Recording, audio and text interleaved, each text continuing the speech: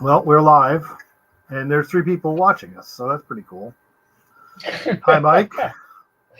Hey, Bob, how you doing? I'm doing good. Welcome to the first Pop Culture SquadCast Live. Uh, we are going to be talking about a bunch of cool stuff. We're going to have some guests. Sherry says hi, so we can pop that up. See, there she is. And so, Hi, Sherry. and we're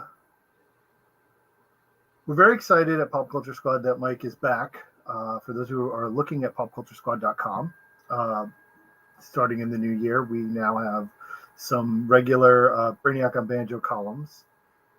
And we're going to get to some of the things that Mike's kind of talked about recently. But I have a question, because this is how this goes.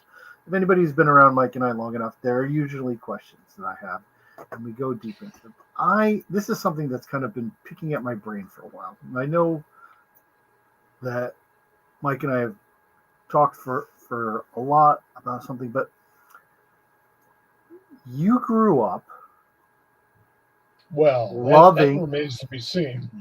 well, it's true, but you got older and you passed ages in from early youth to teen years, and you talk so eloquently and with so much passion about DC heroes and DC comics, but I noticed that you don't do as much about Marvel. Did you not read Marvel comics when you were in the '60s when you were growing up?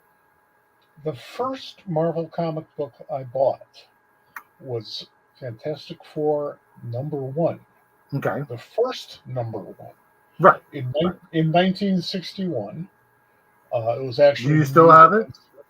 no, Mm-hmm. God, and everybody always asks that. Of course, No, because it's the most I'm in expensive one. I mean, it's I'm in ridiculous. the same house I've been in for 30 Exactly. years. So, Exactly. uh, we were driving my sister up to college. My sister was 7 years older than me. And my father, who was not supportive of my comics habit because it was egregious, stopped at a drugstore and said, "Here, buy a couple of comic books."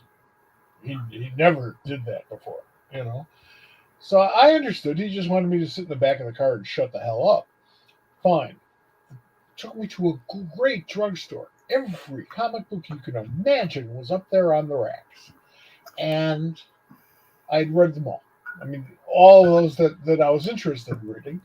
And my father comes in and he says, "Well, come on." And I go like, "All right." And I see this thing called Fantastic Four. I wasn't much of a fan of Marvel's monster comics. Okay, right. I am now. I quickly became one, but But but that's at a. the I time, mean, looking at that, it looks like a monster comic. it does, yeah. And I kind of thought, well, maybe it's a superhero thing. Maybe I'll enjoy it. And besides, I'll be damned if I get out of there without spending a dime of my Right. father's money on comics. So I bought it. My father goes, "Just one?" And I go, "No, no, no, no, no." Okay. So he tosses a dime at the clerk, which was cool. We get in the car and we So, drive from Chicago to DeKalb, Illinois, which is in those days it was a long, tedious drive. And I read that Fantastic Four #1 over and over and over and over again. I am a huge Marvel fan, okay. and I have been ever since that very day. Okay. So what was it? What were? What about the X-Men? What about them? Well, I They're mean, still were you? employed. Some of them. Some Right. of them, Sure. I yeah. mean, some of them. Like, I mean, was that a book that resonated with you? It's one of the things. One of the books. One of the um, comic book franchises that's been occupying my brain a lot lately, and that's kind of why Uh, I'm bringing it up. it came out just about the same time as the Avengers Right. #1, and I was much more interested in the Avengers. Hmm. I liked the idea of the superheroes in training part, and I love the fact that they put them in like subways and just normal things Hmm. as opposed to superheroic things. And that fascinated me. And of course, there were only 7, 8, 9 Marvel comics a month in those days. Now there's 7 or 8 every hour, and they're all X titles. And I enjoyed the hell out of it. It was clear after a while that they really didn't have a good grip on where they wanted to go. Okay. And then a few years later, they brought Neil Adams in to help, and Jim Steranko, and those were wonderful. Those are And great. then they just shit canned the whole thing and went to reprints until Lennon and Len Wein and Dave Cockrum came along Right. and said, we can do something with this. And sure as hell they did. Right. It's funny because I'll see people buying those reprints and not knowing that they are reprints. Like I'm like, anything I think it's after 60, 65 maybe, or no, maybe it's 66 to That's 92, true. 93 are all reprints. Yeah, no, you're right. You're right. And When people are paying $10, I'm like, you can just, like, if you're gonna buy a reprint, just buy a collection. I mean, that's my opinion. That's why I learned very early on not to buy Marvel Tales when I was a kid, because I realized as I bought Marvel Tales, like I would see originally published in the Amazing Spider-Man number, whatever, and I'm like, well, I'm not going to pay 60 cents for a reprint when I can, I'll wait, I'll get the other one, the real one, because the 60-cent reprint's never going to be worth anything. Yeah, well, in the early issues, though, they cut pages every once in a while. So that's another reason to be careful about that sort of thing. That's always true with reprints back then. And I mean, now the fans would just lose it. We'd all lose our shit if they cut a page.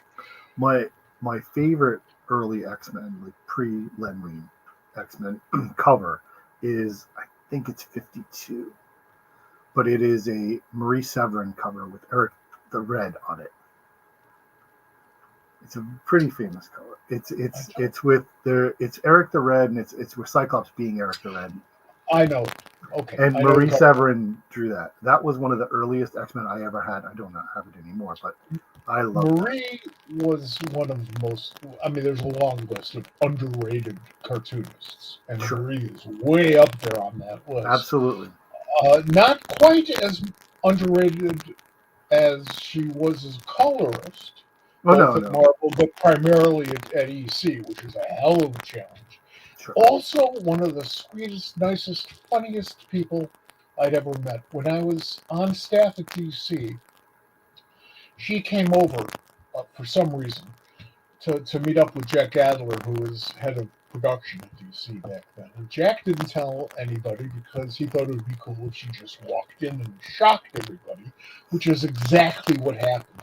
Sure. We all just went nuts. And I'd met Marie a couple of times because, I do these conventions. But, in that setting, it was so cool, and I so enjoyed it. A big fan of hers. Big fan of her brothers. Big fan of the two of them together. Jeez, I love their stuff. That's awesome. That's fantastic stuff. So let's talk about the big news that's come out recently. So you've talked about it. I posted something about it. I think we're both cautiously but optimistic about the new plan from DC Comics. And I'm going to pop this up here because we have a slate. We have a list of things. And there they are. So, obviously Waller is near and dear to us, and we're hoping that our dear friend gets to appear and, most importantly, get paid. But appear is also important.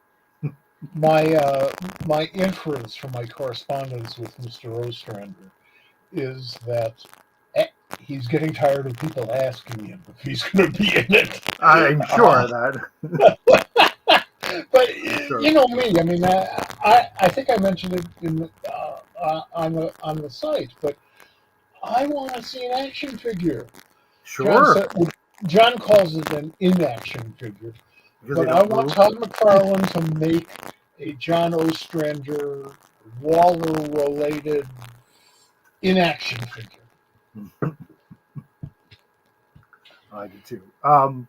So I've seen some other discussions. I've seen people talking about it. I've seen some negative reactions to this list. I've seen um, I've seen people saying that they shouldn't necessarily do it like Marvel. I think that they are definitely trying to, start over and do a slow build. And I'm comfortable if this takes us through 2 years or 3 years of stuff, and then we start to build on something like that. I think that makes a lot more sense than throwing things than what they've done before. Well, let's be honest, what they've done before hasn't worked, right?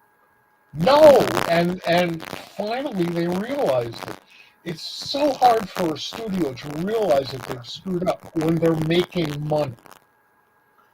Right. And if you put a couple of $100 million on the line, that makes sense. But the movies, by and large, certainly not all of them, but by and large, the movies were shit. And some of them made shit look good. Yeah. So I'm very happy that they're doing this. I think they have the right people. What I don't trust, I'm worried about two things. Number one, the fact that they really don't have Batman to play with, because the Matt Reeves stuff is going to continue until this trilogy is over. That'll take a few years. And the Joker, God knows what that's all about. But they'll do Joker too. The second is that I don't trust. Well, I never trusted Warner Brothers, and I worked for them in all incarnations, including the current one. Mm-hmm. I, they're a very poorly managed company, and that's part of their corporate culture. And that management style overwhelmed each of their subsequent owners. Sure. Subsequent to when I was there, I worked there when it was Motor Communications and when it was Time Warner, and AOL that didn't work out, and AT&T that didn't work out. Now Discovery, well, that sure looks like it's not working out. So like 2-3 years from now, somebody else will be in charge, and we'll see what happens. But I do hope for the best. The lineup that you have up there on the screen now is fascinating to me. So, And I have enormous respect for and confidence in um, the guy who's going to save Superman's cinematic ass. you're a little staticky, Mike. When you're talking, I'm getting a lot of static when you talk. Can you try and reconnect your mic or something? Okay. Just could be me. No, it's definitely an electric sound that when you're talking, I'm getting a lot of things. So while you're doing that, I'm going to, and I want to talk about this. We won't have him on tonight, but both you and I had the same reaction to when James Gunn announced that he was going to do Superman Woman of Tomorrow, and how much he really liked the Tom King version. And we got Steve Conley in saying hi to us, which is nice. Thank you. Hi, Steve. Hi, Steve. I was super excited about it. I did talk to Tom about it, and he's freaked as one would expect. But I absolutely love that story. I wrote an article about it last year, how much it meant, and it was kind of leading into the whole concept of what he was doing with Danger Street, and the concept of how they started it really with letting Tom tell these independent, complete stories that may fit into in continuity, may not, but it's okay because he's telling a story about characters and we're enjoying it. I would say that even Omega Men was like that. Definitely Mr. Miracle, Supergirl, those kinds of things. Well, even when Tom plays the character, which is part of his job, he is faithful to the essence of the character. You recognize Oh, yeah. Supergirl as Absolutely. Supergirl. You even, if you're an ancient fan like me, you even recognize Slam Bradley. And nobody recognizes Slam at all. It was a Siegel Right. and Schuster creation, which Sure. means that they're going to get a nasty look from the lawyer someday. But still,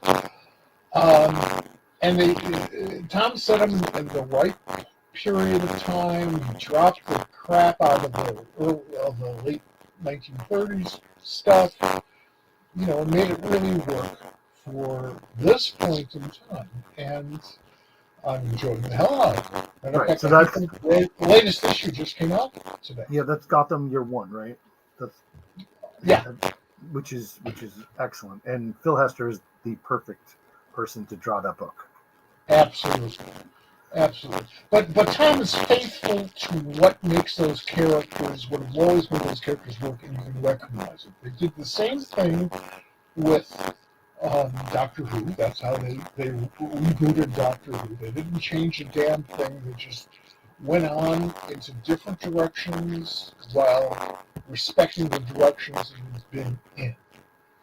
And that's tricky, and it takes a good writer and a good editor or producer or director to pull that off.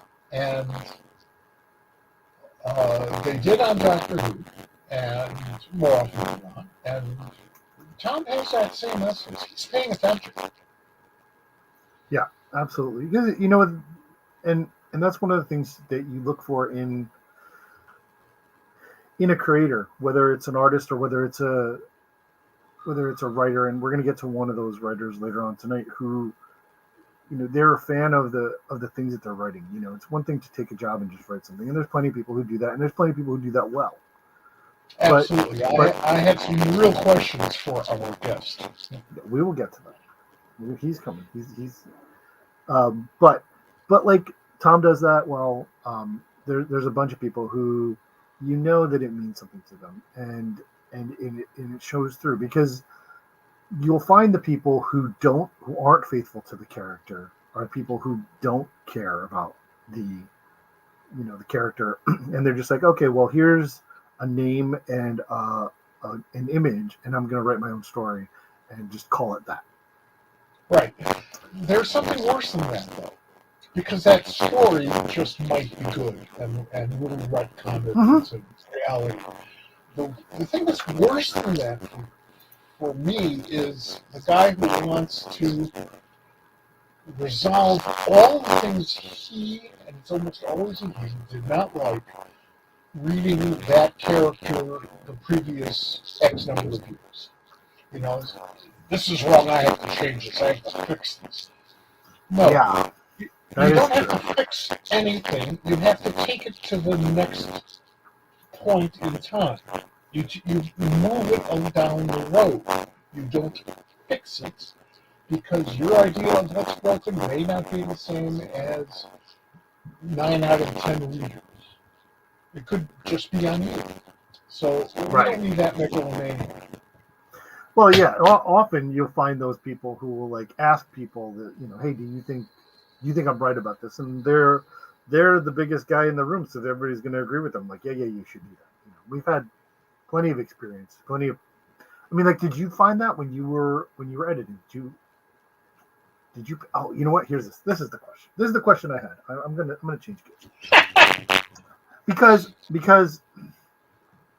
you were group editor when Paul and Steve restarted Doom Patrol, right? Because Bobby was the editor. He was under you, right? He was Bob was my assistant at that time. He grew up and became a marvelous human being. Casting it was my decision. My question is, casting the changed group, whose decision was that to bring Grant in? Oh, that was after me. That was when you were not. That was no longer part of you. Was that Karen? No. And I turned the whole thing over to Bob, which was our intention from the very, very beginning. And, with every passing moment, I turned more and more of that over to him. And it became a real challenge. It became a real growth experience. Not always pleasant, because in those early issues, we had a real hard time making some deadlines and getting the story off and getting the artist to deliver. And then finally we changed artists and brought in Eric. this Well, guy. Eric came first. Eric came. Well, here's the deal, and it's kind of what we hope. You're still really staticky, and I don't know why. Yeah, I know. I'm trying to fix it, and maybe does that help? I don't know. Maybe it's not. It's not really. I don't think that's moving. It's weird. It's just coming off of you. Leave that where it is. Maybe that's a little better. It's my electric personality. Yeah, well, it's your cyborg parts. But after Eric, I had been seeing Eric's work. He'd been showing me his progress at 100 different conventions, and each time I'd spend serious time with him because the guy just reeked talent. Well, he was working for Eclipse, right? He did New DNA Agents before he worked for DC. Yeah, that's true. At that moment in time, making it a part of DC was, I think was his goal. And making a living was also his goal. Yeah. And every time I'd see him, it would be like, a month or two apart, and his stuff would just improve. And finally, I said to him, look, you're good enough to get work right now, but then you may never get better. Spend another 6 months working on your stuff and come in strong. 9 out of 10 people in that position don't do that. They take the money. They want to be in the business. I get that. Eric did it right. And when I gave him the Doom Patrol, I went into Dick Giordano, my boss, and I said, I've got the perfect guy. And Dick says, I've got the perfect guy. And I go, well, yeah, but it's my book. And I got the perfect guy. He says, well, I'm your boss, and I got the perfect guy. But let's see what you've got. So I whip out Eric's samples, and Dick whips out his copies of Eric's samples, because he had been seeing him at conventions too. And Eric got the job. I remain a fan of Eric's work to this day. I just read his latest Seventh Dragon and enjoyed it immensely. He's sort of recreating my childhood as a Marvel fan.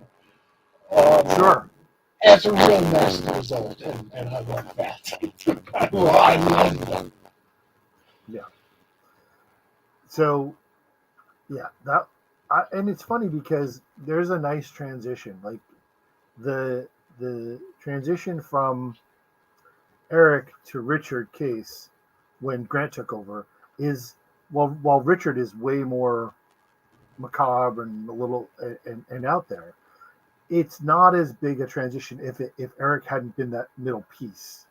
Like if you had gone from Steve to Richard, it would have been almost too much. I mean, granted, the whole thing changed and Grant did what he did, which was wonderful. But the visual transition made more sense.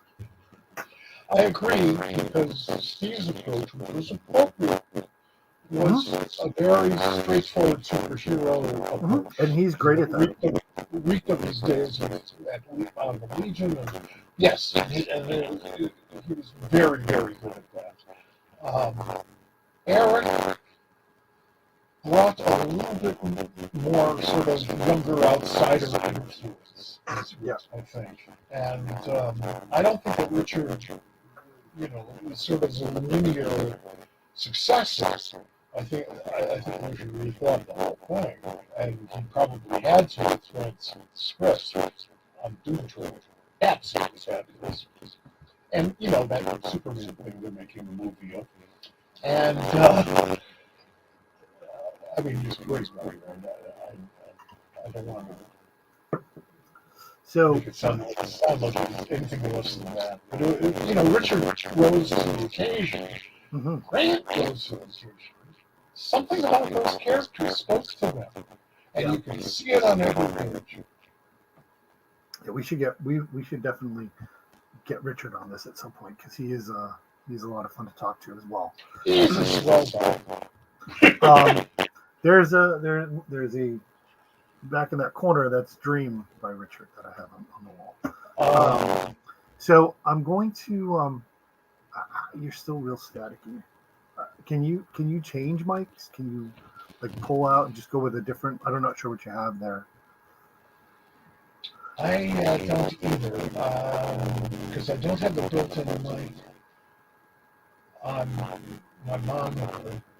Is there one on the camera? Maybe I don't think so. There might be. Well, let me unplug the mic and see. Is this any better? No, it's not. How's that? Now I gotta replug it in, which is a pain in the Well, that ass. means you're not using it though. Maybe you're not using the mic that's plugged in. No, the machine says that. Well, I appreciate everyone sticking by us for our technical difficulties on our first one. The first one's always going to have these. We're going to get better. Yeah. So, Sure. Keep on telling people that. So should I use this or should I go back to the other one? yeah, go back to it. Doesn't make any difference. I don't know that you're using the other one because this sound there was no change. Like even when you just so make sure that you're like in the options in your voice options, you can inside you can select your on the bottom of the studio it says settings and then change your audio. Is this any better? Well, that's a lot better. And actually, Aha! It was the echo cancellation. And how's that for me? Is that better? Yeah. Because I was using mic too. Huh. Hey, we're cooking with gas now. All right. Yeah, we're all the way up to the 1990s now. All right, now let's start back at the beginning. Steve says it's so much better. He does. Steve. We appreciate that. All right, we have another Andrew's happy and now we're good. Oh, thanks. Thank goodness. Excellent. You may regret that, Steve. You may. That you can hear me. Well, we're gonna get to our first guest of the night. We're gonna bring in a good friend and someone who is a regular contributor and big part of popculturesquad.com. The lovely and Marc Fishman is about to join the stream. Oh, whoa, another beard! Yeah, but mine's contractual. That is true. That's Marc, true. I can shave mine off and not have to change the name. Yeah. Hi, Marc. How are you? I'm good. I've already had to shoo away one kid. That's okay. We like kids. They're welcome at all times. Too bad. I already shooed him away. That's okay. That's okay. All right. Well, there might be a special appearance in the not too distant future. The Queen, I hear, is getting her royal bath. So excellent. So I wanted you on here. I want to talk about first of all, congratulations on the launch of another Smart Marc podcast that just launched this week. The first episode is out and available. You can find the article on popculturesquad.com. And it is now on Spotify and Amazon Music in those podcasts if you're looking for it. What is it? Marc, we know you love comics and you love all things pop culture related, but it is wrestling that really gives you life. It is wrestling that is the thing that you enjoy the most about entertainment? It's definitely up there, for sure. And it's, I'd say it predates my comic book love and pop culture. It was the first piece of pop culture that I recognized. Like, I joke about it, but I don't. My dad, his hobbies were sleeping and going to work. But the only pop culture that he partook in when I was growing up was wrestling. Because every now and again, the people at his store would bring him tapes, and he would just bring them home and he'd watch them. And it was the only time, like if he was borrowing a tape from somebody, typically a lot of old WCW stuff before they were sold to the WWE, and that would be the only time I could stay up late because he couldn't keep the tape an extra night, and I'd want to see everything. I didn't know anybody, and my dad didn't know any of the storylines. He could care less. He just wanted to watch the wrestling, and I mean his love of it was way earlier than mine, and obviously I glommed onto it, and then I came up through the whole Attitude Era, the big 90s boom in wrestling with Stone Cold Steve Austin and The Rock and Undertaker and all that. We never had cable, but I always followed it, through friends and whatnot. And then in college, it was one of the few things I could kind of get out and do. Like, as soon as I had cable television, I could watch weekly episodic wrestling. And it's ebbed and flowed. I gave it up a little bit in the mid-aughts, and then thanks to a very pushy salesman at a job of mine, he kind of forced me back into it. And he said, "Hey man, just go back, watch it. If you hate it, I'll never bug you again." And it was right around the time that CM Punk was about to leave the WWE, and that was very compelling. So ever since, it's been an addiction, no doubt, and I'm really excited for the podcast because it's one of those things we joke about in Unshaven Comics. The Venn diagram of what we love, there are at the far ends of each of those circles. For me, it's professional wrestling. For Matt, it's obscure giant robot manga, and for Kyle, it's most of the things he likes. And he's not here to defend himself. That's the whole point. And I'm pretty safe because he'll never come on here. But no, we this is what we end up doing. We get in the car, we go to the these long drive cons, and we'll spend hours each mansplaining to the others about these things. So like everyone has that, like, Matt, more than Kyle, does like to hear about the storylines in wrestling. And Kyle, I did get him into professional wrestling for a very brief period while we were roommates. As the story goes, he knew Monday nights and Friday nights I had the TV, leave me alone. And whatever, he could occupy himself. But one evening he comes in and he's kind of half watching, and he looks at the guy in the ring. He goes, "What's going on here?" And I said, "Well, that guy, Kurt Angle, just hired these other two guys to be his goons." And Kyle said, "Wrestlers can have goons?" I'm like, "Oh yeah, all the time." He goes, "Well, that's a great idea because they can just get beat up for him." Right. I said, "Yeah, that's the whole point." And he's like, "Well, I like that guy now. I want him to win everything." That's like, and that's all it takes. So the heroic fantasy part of that is exactly the same as it is in comics.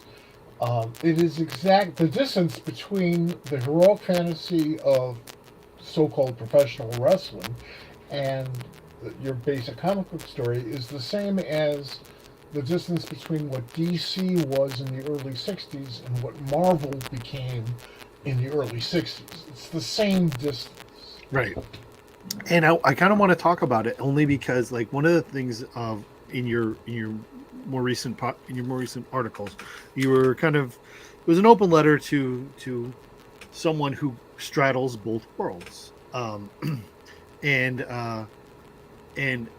just, if you're not sure how much he straddles, I'm going to show you. And my thing is, it's very much that. hang on, that this person, this is in an actual DC comic book. This is literally in Dark Crisis on Infinite Earths. This is Black Adam telling Superman that he likes his kid, and at least he didn't die like you did. And now the irony of this is that this panel was in issue 7, and Black Adam had already bombed by that point, and the things had fallen apart. So this was drawn way before then, and it finally came out in print after, James Gunn came on, and there were discussions, and right around the time this issue came out is when he was saying, all right, we're not going to do anything anymore. And I thought that was pretty hilarious in the irony of it, and it almost plays out like a wrestling story. It's like, oh, I'm going to change the world, I'm going to make it all about me, and then no, it doesn't quite happen. Yeah, and it's not surprising, but this is it, and it's not something I got into in my article, but you raise a really good point. So yeah, Dwayne "The Rock" Johnson came up in the wrestling world by way of his father. I saw his father wrestle. Like the one wrestling I ever went to was at my local intermediate school when I was growing up. The WWF came, and his father was there, and I think Jimmy Snuka was there, and Captain Lou was there in our local gym, which is great. And it said Cool. he grew up in the industry, so what he likely saw, especially with his father, is how so much of wrestling behind the scenes is politicking. It's right. Buddying up to the booker, the guy who, conceives the matches and helps with the storylines and does those things. It's how buddy you are with them that leads to how big you are as a character if the crowd responds to you. And The Rock, far better than his father or his grandfather, for that, Grand Chief Peter Maivia. Rocky had a few years where he just bombed terribly until he started politicking, and he recognized, hey, I'm a better bad guy than a good guy, and the crowds are yelling at me, die Rocky die. I think I can do something with that if you let me, mouth off to the fans. And that's what changed him into The Rock and what made him a household name. Well, I think he started to take some of that politicking that he did backstage to keep his character strong. If you ever wonder why Hulk Hogan never lost, it's not because he was really good in the ring. Mm-hmm. It's because he was very good at politicking. I think The Rock, Dwayne Johnson, was trying to do the same thing with Black Adam. And sure. When I was researching for my article, that. Yeah, when I was researching for the article, because I'd always heard rumors that he was going to be Black Adam, but I didn't know it went so far back as 2014. Right. So when they were just kicking around a Shazam movie, and the way it's phrased, who knows where it's coming from, the source, but they made it sound like Dwayne went into the meeting basically saying, well, I'll be Shazam. And they're like, no, it's not going to work. And he came out of the meeting with Jeff Johns at the time and said, well, then I'll be Black Adam, but we're going to give him his own movie, and we're going to give him his own franchise, and he's going to be this major character. And then he's been stumping on it and promoting it to the fanboys since then, saying, just you wait, it's going to be the movie that's going to change DC. It's going to be amazing. It's going to be huge. And it did. He made an impact. The fact that Black Adam was part of the Justice League prior to the movie was ridiculous. It is ridiculous. He does not ever belong on the Justice League. But and it's part of the weird editorial decisions. Just like, well, it was Jeff Johns and Justice Society, right? Well, I mean, so yeah, I mean, he was kind of part of the Justice Society. Again, it's still ridiculous to me. But like, it's the same as when they threw Lobo at Steve Orlando for the Justice League of America book. Like, Lobo on the Justice League of America, and now Steve Orlando did a great job telling a good story and took that character and gave him something to connect with. And I know that was one of the things that he had to struggle with. but that type of thing where you take a known villain and then just decide that he's an anti-hero, which to me is a stupid term, but it's stunt casting. I mean, it's what it feels like. And as I put into my article, the movie itself wasn't anything special. It was there. It was fine. It was punchy.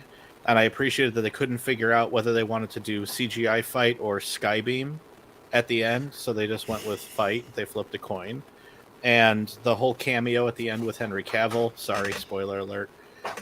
It wasn't even all that good to begin with afterwards. Nope. Like this conceit that, you just watched whatever it was, 200 minutes of steely grimacing one-liners, and it's like he had one point to get across for 90 minutes, and they just kept finding ways for him to say the same thing over again. He didn't learn anything. He didn't grow as a character. He just kept pounding things until they went away. I think, I mean, certainly I wouldn't have been surprised if he had said you got staticky again. With great power comes great Mike, responsibility. you got super staticky again. Let's see. No, still no. I'm also hearing... Hi. Well, we have a baby who has entered the trap. All right. Ooh. Well, we have hi. Hello. Yeah, they're saying hi. Yeah? Uh-huh. Oh, you see me? You see you? What did you think of Black Adam? Yeah, she hated it. Really? You see, I like Johnson. I didn't like the movie. It was horrible. Yeah, So I know. Can you try and check? So when you go into the settings, Mike, on your thing, there on the bottom of the studio, there's an option where it says audio, and you can check your microphone and make sure that it's the right one you think it is. And while you're doing that, I'm going to mute you for 1 second. And what I wanted to say was, hi, Mira. How are you? What I wanted to say was that and she has another fan here.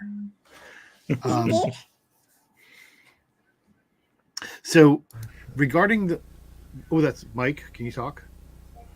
Hello. Hey, there we are. That's that much better. You're back to being better. Yes. All right. Well, we'll see how long this lasts. Well, that's right. So you were saying you regarding the film, I enjoyed Dr. Fate immensely. Yes. Yep. Yay. That was the best part of the film by far. I kind of enjoyed the Atom Smasher kid relationship with him and Cyclone, but it felt, and what you're kind of getting at, Mark, is it felt like that the whole movie was just a prequel to the fact that, we're going to get a Black Adam versus Superman fight, and I don't want a Black Adam versus Superman fight. Well, the way they set it up, and I know part of this has been floating around about apparently Dwayne Johnson was literally counting punches in the Fast and Furious to make sure that his character didn't ever get hurt. And this was the most interesting thing to me about him. This is a guy who was literally paid and lost huge matches. He lost WrestleMania 18 against Stone Cold Steve Austin. He lost WrestleMania 20 in Austin's last match. He understands the importance of losing and how it can carry drama. But I feel like somewhere between his exiting the WWE and getting into these movies and falling into these similar roles is that, like, now he can't lose. Every character is a derivative of his own personality. And I would love to see a nuanced Black Adam fight Superman if I knew that Superman was going to come out on top. But watching Black Adam, I wouldn't put any money on a fight between him and Cavill Superman that wouldn't result in both of them just going back to their respective corners darker and angrier than they were before. Look, that's true. Every word you said was absolutely true. The problem for me is that they were building all that off of a Superman that sucked. Yeah. And so you don't have the conflict because you don't care enough about Superman because they had just treated him stupidly in the preceding, I don't know, 3, 4, or 5 movies, whatever. It was bad. It was a bad idea. Hi, Kathy. They say hi. Say bye bye. Hi, Kathy. Yeah, and to that point, Mike, I'll say this much: if we're allowed to divert there, I think one of the prime reasons why the Superman movies sucked is because they didn't want to give him a villain. Well, they only know from Luthor, and But they couldn't even give him that. Right, that's true. Like, But if they had Luthor given me was- Eisenberg in the green and purple Iron Man-y suit with kryptonite and like a big fight or something, I would have been okay with it. Brainiac, Metallo, Superman has a pretty good gallery if you let him have one, but yeah, they were obsessed in the kind of quasi troll looking Doomsday thing, and all the murder porn, and then they couldn't even get a villain. So for the next one, they're like, he'll fight Batman. Like, Yeah, exactly which right. is- Exactly. Which is hopefully why, Gunn saying that everything is going to leap off of his Superman movie, and that it sounds like they want to make that, they want to scrub, grab the Etch-a-Sketch and, start over. It'll be nice that by doing that, Dwayne Johnson just kind of floats away, and he can go back to the jungles of Disney, and he can go punch some CGI snakes and have some one-liners. Because apparently he's not even doing WrestleMania now. He was supposed to. I See understand. what happens I in the love your love of wrestling. I do not understand it, but I love your love of wrestling. I always put it this way: there's everyone. If you pay attention to it long enough, there's a character that you will see a bit of your own personality or your own quirks or the things you love about pop culture that will bring you back. For me, it very much was CM Punk, who kind of stepped on the third rail in 2011 when he got out with a live mic and said everything you were never supposed to say live on television. He acknowledged that it was predetermined. He acknowledged that Vince McMahon was the owner and that he controlled everything. He called Triple H, his son-in-law, a doofus. And then before they cut the mic out from him, he started mentioning the irony of the WWE forming a nonprofit called Be a Star about anti-bullying when the company behind the scenes is the most bullied company in pop culture. Sure. And then they cut it out. And then my love from him moved to Daniel Bryan, this smaller, eco-friendly, hyper-progressive wrestler out of the Pacific Northwest who the fans loved, but the top brass didn't. And they had to build a story around it because the fans started drowning out the story. Like, they had a pre-written, like, oh, you'll come out, you'll lose to this guy, and you'll go do this. And the fans revolted, literally, to the point that they had to acknowledge and change everything. And then that kind of begat this Tony Khan AEW thing that happened in 2019.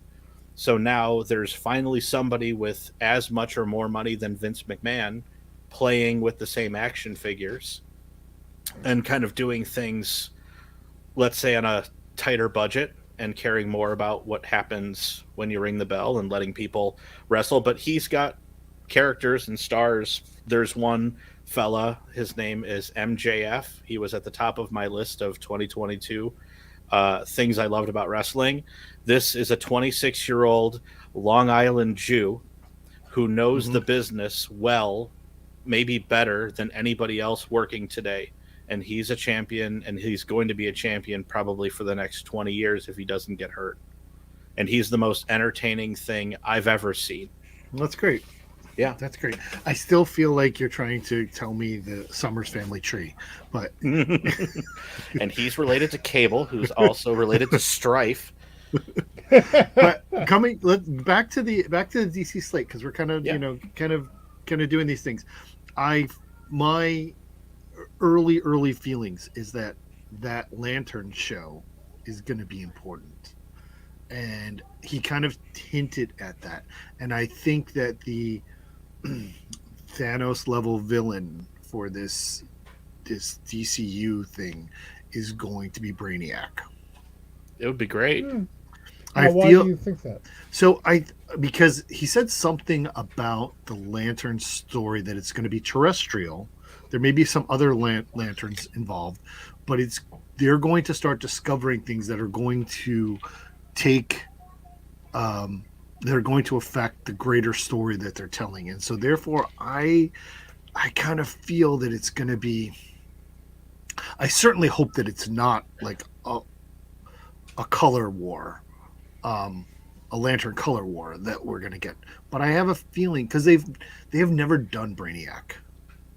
They've never As a done villain. Brainiac as a villain in the Superman stories. Like, yeah, that's true. They did it he was in Smallville, and I think he was in Supergirl. I think there was a Brainiac there. There was definitely Brainiac 5, but in Smallville, it was Spike. But I just feel like that, and also I don't know. I just feel like it's time. I feel like it's time that they can do it. They can do it visually. Maybe that was holding them back. It's money, right? Can they afford whatever they're going to do with it? I mean, I'll say this much: a terrestrial lanterns on Earth playing space cop within the realm of our sector is nice. I'm very curious. Have they said, is it Hal Jordan? It's Hal and John Stewart. Okay. Well, so it's gonna, and he said it's gonna be like in the vibe of like, what was that HBO show? True Detective. Yeah. Sure. I mean, it's an interesting take. I think that'll be fun. That would be a good way to introduce the concept of, and I say introduce because we try to ignore the Ryan Reynolds movie, but like the concept of this, space cops and their responsibilities to the planets that they are, responsible for. I'm pretty sure we can assume that all pre-DC stuff can be forgotten about for this, but oh sure, and it should be. Yeah, be. We've rebooted. I'm excited for it. I'll say James Gunn's earned.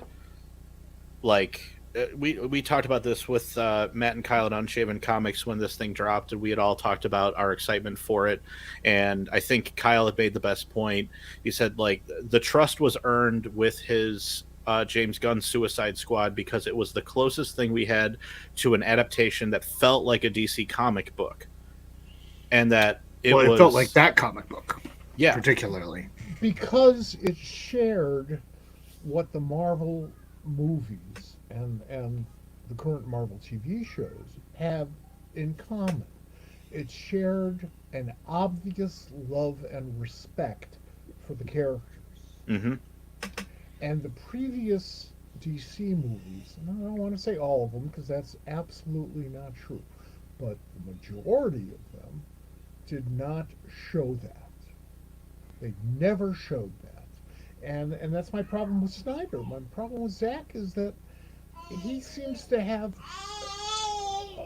true contempt for the superhero myth. Well, that's kind of cool. Fine, you can be contemptuous of it, but after a while, stop earning your living by making superhero movies. Show us something that you actually like to do. So it's interesting because there is a comic book writer who has contempt for the superhero myth, and I would argue, at least, that Garth Ennis is that person. Like he is a fantastic comic book writer, but he prefers to not write about superheroes anymore. I know that I've spoken to people, and he'd rather write about World War II planes and make comic books about that, but he is very good at it. And what he did with it in terms of The Boys is an example of how to show that contempt without by taking it and creating your own stuff. But the problem with Zack is that he took existing characters and shit all over them. I mean, Exactly. I'll take it back and say that Snyder did a great comic book movie. He did the perfect comic book movie for his sensibilities, 300. But Sure. then the dump truck of money came backing up, and like anybody else in Hollywood, when it showed up, he's like, "Of course I could do Justice League. Are you kidding? Yeah, I mean, I can do slow mo in any type of movie you want. I could do slow mo in Wonder Woman. I could do slow mo. I could make a character like Cyborg, and we'll just strip any possible smile he ever had and just get rid of it. And I'll even hire the director to do it. But I think I wrote more than a few words about the every cut of the Justice League movie and how it was devoid of hope and love and reverence to the characters. I'll say this much about the Green Lantern one because obviously, like, Kyle Rayner, I am the number one fan, at least amongst our group, about with him, and I'm glad that he's not involved in any of this stuff yet. But I'm with you, Bob. I fear color war.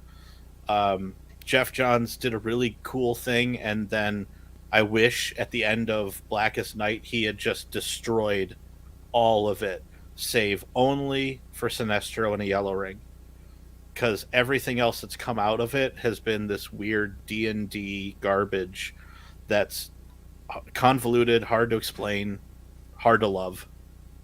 Well, there are three of us right now on this little podcast, and statistically speaking, two of us must be Green Lanterns.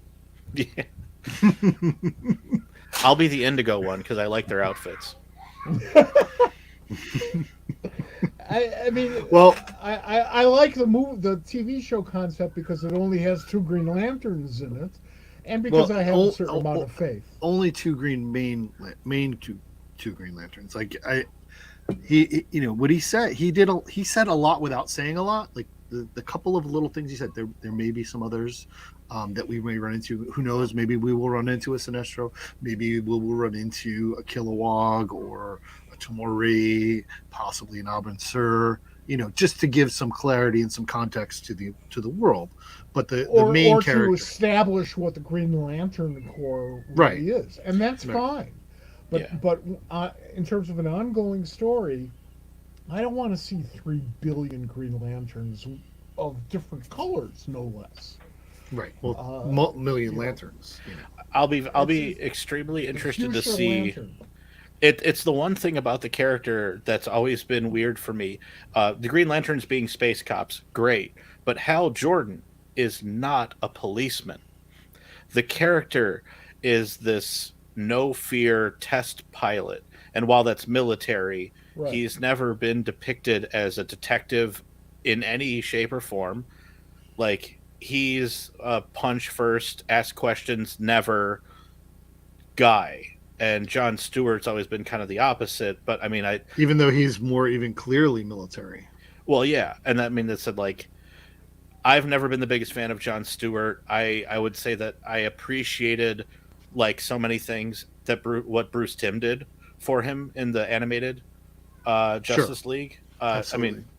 I mean, they needed somebody to be the wet blanket of the team, so he was as good as you were going to get. And this is me being mad because if you remember, of course, who was the first Green Lantern in the DCAU? Kyle Rayner. In the Superman animated series, Kyle Rayner. Oh, really? Yeah, he was given a 2-part episode in the Superman. It was season 2 or 3 where they introduced him, and it was comic accurate. He was a cartoonist for the Daily Planet. He gets the ring. They kind of had to mash it up, so he got Abin Sur's ring. But he was introduced. He got his powers. He helped Superman. They faced off against Sinestro. It was a really good 2-parter, and then he went off to Oa to train. And then that's like kind of the last thing you see of him. When Justice League, the cartoon, started up, they kind of went, yeah, don't worry about that one. My favorite Warner Brothers animation linked Green Lantern remains Daffy Duck. Daffy was perfect. Mark, I thank you so much for joining. My pleasure. we are going to we're gonna do this as often as we can.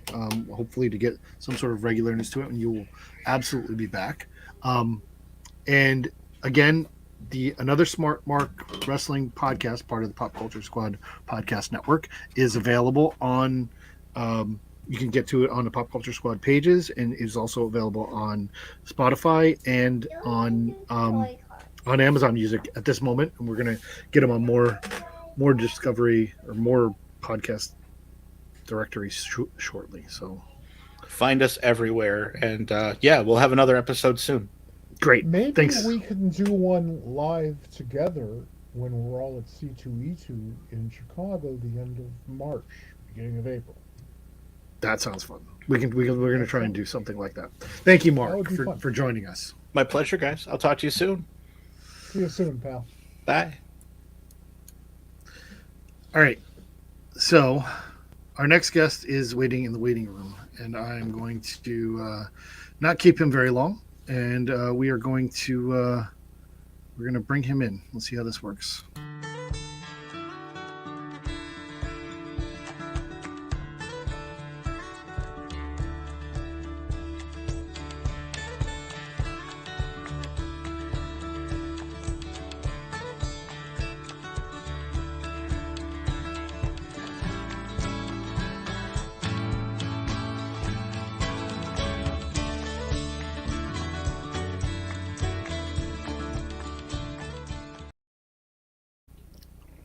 Hey, Phillip. What's Welcome. up, guys? How are you? We were just talking about one of your favorite lanterns. Yeah. Well, we did mention John. About that. So I know. I heard. No, it's good. I respect. I really enjoyed. I love John. I really enjoyed your World Without a Green Lantern. It was excellent. Thank you. I appreciate that. It was really fun, and I am honored to get to write John. And looking forward to do more with him. That's good. That's good stuff. So I won't lie. I'm a little out of my depth in this particular podcast. Like whenever people ask me about, well, like I'll mention Bob will mention you as a friend, and be like, oh, who's that? I'm like, he's this guy that knows everything about comics. Like he kind of knows everybody and has this encyclopedic knowledge of comics. And I've mentioned Mike as well. For his work at DC, but also his work with the Chicago 7, and I don't know, it's just pretty cool. A lot of really interesting stories and a lot of knowledge here, and I feel like I'm the very voice of ignorance. I disagree, and the video is proof of that. You have in the past, in the past 5 years. So I want to out our friendship to everyone because I think it's hilarious, but it's. In my experience in kind of this realm, you were one of the first people who came to me first and said, hey, you sent me, I think, a Facebook message or something like that, a request, and you were like, oh, it's I know I've seen you at shows, and it's good to put a name to a face, and so we kind of became friends there, and this was I guess it was before Last God came out, because you were excited about talking about that, and it hadn't come out, and since then, dude, you're amazing. You've done so many things. You have captained Superman for the past 2.5 years at least, and I don't see that stopping. It's great stuff. And you navigated. You're in the middle of navigating a reboot or reset or whatever we want to call the dawn of DC, and you're doing it well. Mike and I spent about a good half hour talking about Action 1050 and 1051, and I think that's really good despite the 7 Superman. Let's face it, if you can do a good job, bring something new and interesting to Superman, you're one hell of a writer. Oh, thanks very much, Mike. It means a lot coming from you. If you can do it with all of the sea changes that DC puts us through, us meaning the reader, and we all read, you're really accomplishing something. And you have a real tendency to take on iconic characters. I hate the word iconic because it's overused, but in this case, it's used appropriately, and making a little more out of them than what we had seen in comics before. This is not easy. I've been in this business for about 1,000 years, and well, that just feels like 1,000. It's probably been only about 500, and your name on a book means I'm probably going to have a good time. Oh, thank you very much. And Bob, when you mentioned that Philip was excited about the next project that's going to be released, that's exactly how a creator should act, should feel, should be. You're excited about the cool shit you just done. And that's the way to go through life. I have great hopes for you, pal. Watch out. Thank you so much. I love this job, and I don't take it for granted at all. I just I don't know. I know at some point I'll look back and I'll wish I was back on the kind of books I'm doing now, and I don't want to waste a moment of it. Yeah, I don't think so. I do, think you're I gonna. do know. That's true. That is true. Can we talk a little bit about Superman and what's going on? I'd be honored. I'd love to know. And I'm sure you've had this question, asked a bunch of times since it came out. But like the secret identity thing. I mean, it's obviously a big thing. Oh man, I cannot wait to hear what Mike thinks about this. Sincerely, I don't mean that snarky. Like I really, I to be honest, we haven't talked about it because I was kind of waiting for this as well. So I want to know what Mike thought of, and because you are who you are, you can tell us. You can go from the beginning of the of opening the secret identity and making it not secret, and to how Phillip has brought it back. So let's open this to Mike and let Phillip and I enjoy. I think that Superman, revealing Superman's secret identity, was a really ballsy move. But it only works if you can get good stories out of it. But it is also a commitment. So once Superman goes public, I think you're kind of stuck there. The way it's been handled is as reasonable as anything. But I am so tired of DC constantly changing directions and often going back to where they were before so they can start over and screw it up in a brand new way. I'm hesitant. But for me, and I hope this shows in my sort of editorial philosophy, it doesn't matter. It depends on the talent. Can they pull it off? Well, did he pull it off? So far, so good. Okay. And I have no doubt. I have little doubt that it'll happen if people don't get on your back too much.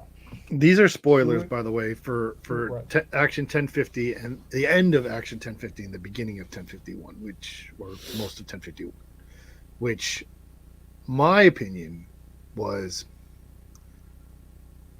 a brilliant use. So spoilers are around. So if you don't want to hear about those, back away for the next couple of minutes. But I think you dispatched with Manchester Black in the most interesting way possible that I could have come up with.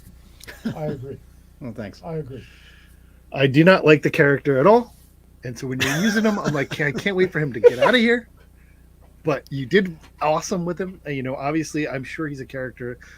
Didn't Grant create him? I think Grant created I believe so. him. Yes. So yeah, that's why I mean, certainly all the moments yeah, about Manchester I remember most vividly are all Grant moments. No, yeah, it was when he was writing Grant's JLA. thing. When he was writing JLA, that's where he brought him in. But so yeah, obviously it made sense for him to use him as part of his authority. And then you got him and you used him fantastically well on War World, and his usefulness reached its ultimate end. I did very much enjoy Luther's statement that you need to be a god. They can't see you as a mortal. It's a very interesting balance that you have to play with that. Like obviously that's how Luther's like, I'll you can be here, but you can't be one of us. And Yeah. where did that inspiration come from? That particular moment actually was not me. I believe that was a Josh moment. So that issue was it was co-written by me, Josh Williamson, for listeners who don't know, sure, and Tom Taylor. Josh is he's writing the Superman series that's about to kick off. Tom is writing Adventures of Superman shortly with John Kent, and so we all three took an equal chunk of the issue. Most of my pages were the beginning and end because those deal most directly with Warworld and with what's coming in the Metropolis pages of action with Metal and all that. And there was part of the scene, the action where Superman learns that Luthor has killed Manchester Black, and then when where he sends him away and brings him back. Luthor sends him away and he comes back. That was me. So that part particularly made a big impression on the internet. I noticed. I don't know if you. I didn't know if you noticed because that part that was actually spoiled to me in something I saw. I don't know if it was a. Oh, sorry. It was a video. No, it's not. I don't mind spoilers. It's fine. I can take things and enjoy it. But yeah, that ability to I'm as powerful as I've ever been before, and I can do whatever I want. Basically, was frightening. Yeah, I have these memories of other comics I've seen in which, like the rings he's flying through, like where he's flying through like 1950, 1940, 1930, and he's like he just kind of he flies so fast he goes back in time or just whatever he wants to do. And of course, there's the scene, the iconic scene where he's dragging planets along by a giant chain and all that. And to me, the only reason that the powers are there, that the ridiculous off the charts powers are there, is to illustrate how incorruptible he is. Or at least that's the reason they should be there. This is a man who has the power of gods, but he checks the kid's seatbelt in the back and gets the cat out of the tree, and he picks up the guy's wallet and hands it back to him. And meanwhile he can do literally anything. That's kind of human. Yeah, exactly. Exactly. He teaches us how best to be human. Right. It's interesting because you get that, and Tom gets it too, King. But there are other writers who feel that they need to take away his powers to show that he's human. For example, I mean, even JMS's Grounded storyline, the whole concept was he lost his faith, or his perception of who he was, and he had to not fly, right? Mm-hmm. But you're able to do that and to express that. And one of the things that I've always enjoyed about the way you write Superman, and I didn't know that I would, I read you before you wrote Superman, and I didn't know how well you would do it, and I've always been impressed by it, in that you're able to. He is aware very much of who he is and his responsibility for that, without making anybody else aware of it. Yeah. Right. Yeah, exactly. One nice thing, I will say this, one nice thing about the secret identity being out is that he could introduce himself as Clark. And I always felt like he might rankle a little bit having to call himself Superman. I am Superman. Because it just inherently means I am more than you. Just the word means I'm superior to what you are. And I think that he would always wince at that a little bit. And that shows the contrast between him and Lex Luthor. Right. Because Lex Luthor is, or wants the world to think that he is akin to Superman. Mm-hmm. He's not. Obviously, he's actually a crawling piece of shit that happens to be very smart. Superman is what every human being should aspire to, and I'm not talking about X-ray vision and flying. Right. That has nothing to do with it. Yeah. Yeah, we did have to depower him for Warworld, but that was more a matter of making the setting make sense. Sure. Right. If he was it worked for the story. exactly, it's a very specific story, and we had one thing, it had to tie in with what Grant was doing on in Superman of the Authority, and part of that whole thing is that he was building a team. Superman was building a team that kind of together collectively kind of recreate his power set, like the whole team together had the power of Superman roughly. I know it's not exactly 1-to-1, but it's basically he's putting together a team that can recreate his powers. And it was like almost like a moral challenge to take these people who are not necessarily heroes and make them see themselves that way and make them become heroes, But yeah, just the visuals of seeing him dragged through the mud and being in chains and all that don't make sense if he can do anything. So in that case, it made sense. But when people were asking me I got a lot of questions during that time, like, what do you think about the power set? And they would always assume that I would say, yeah, Superman should be, he's too strong. I want to see him more like us. And that's not the case at all. I actually prefer him these crazy levels. I love him in All-Star, where we see him kind of extend his bioelectrical aura to like drag things along through space. And he's, because of the radiation dump that he's exposed to at the beginning, he becomes even stronger. And I don't know. I think it's great. It's cool to see him up against actual gods and doing these crazy things and still get the small, very human moments that make him who he is. I think that makes the contrast so much more clear. That makes the real value of Superman so clear. So I'm glad to be able to put him in that kind of scenario now where we kind of try to show that visually as well, where the whole family is all in these kind of not quite uniform, but sort of uniformy jackets. The Superman himself still has the cape, and he's kind of the one that's kind of. I like that as well. Like, brings everyone together. I did notice that everybody else kind of looks the same except for him. I admittedly, here's some behind the scenes info. I did make the case. Well, Steele has his cape as well, and sure. That's just such an important part of his whole design. But also he's also kind of like becoming the architect of Metropolis now. I argued for Kara to have her cape as well because I feel like she is the most Kryptonian of the family. She's the one who's actually from there, and that all of she grew up there. Right. She grew up she's kind of like on a chunk of Krypton. Yeah, she's the last actual like bastion of Kryptonian culture in a way that no one else can be. Not taken from holograms and Marlon Brando fuckery, but like actually having grown up there, So right. I don't know. I thought that was. I'm going to borrow that phrase. Marlon Brando fuckery. Okay, cool. I will. Listen, we're on Facebook. We gotta lower the F's. Thanks. Yes, that'll be my legacy. All right. So obviously you have rejuvenated John Corbin, and you and I talked about this I love that while ago, and how you really wanted to, like, kind of what you did with Mongol, you're kind of doing here, and kind of coming back to the character, bringing it back to his roots, and elevating what makes him a dangerous character, right?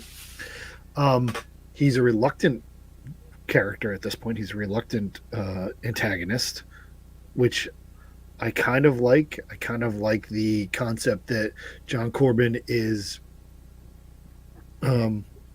he never set out to be Superman's enemy. It just kind of happened to him, right? Yeah. Even in and I particularly, so I kind of grew up, my first real experience with Metallo was the John Byrne stuff. So that's great stuff. Mine too. Oh yeah, it is. Go ahead, stop. Keep laughing. Because I didn't read Actions. Like